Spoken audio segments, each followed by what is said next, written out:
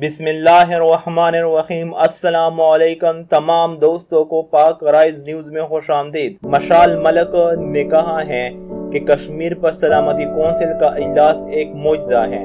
کشمیر کو آزادی دینے کے سوا بھارت کے پاس کوئی راستہ نہیں بچا۔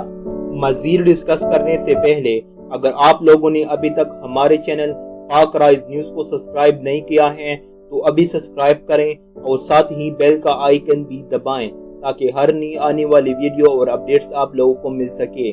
اس کے علاوہ اس ویڈیو کو زیادہ سے زیادہ لائک کریں اور نیچے کامنٹ سیکشن میں اپنی رائے کا اظہار ضرور کریں۔ کشمیری حریت پسند رہنما یاسین ملک کی اہلیہ مشال ملک نے کہا ہے کہ کشمیر پر سلامتی کونسل کا اجلاس ایک معجزہ ہے۔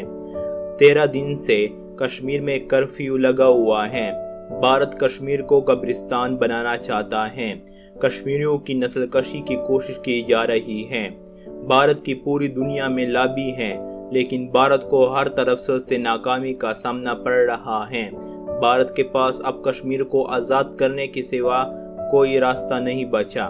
تفصیلات کے مطابق لاہور پریس کلب کے پروگرام میٹ دی پریس میں گفتگو کرتے ہوئے مشال ملک کا کہنا تھا کہ مقبوضہ کشمیر سے کشمیری جھنڈے کو اتار دیا گیا ہے۔ بھارت نے کشمیریوں کی آواز بند کرنے کے لیے ہر ممکنہ کوشش کی۔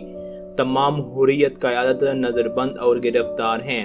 پوری پاکستان میں کشمیر پاکستانی پرچم کے ساتھ پرچم لہرا کر یہ واضح پیغام دیا گیا ہے کہ دونوں ایک دوسرے کے لیے لازم و ملزوم ہیں۔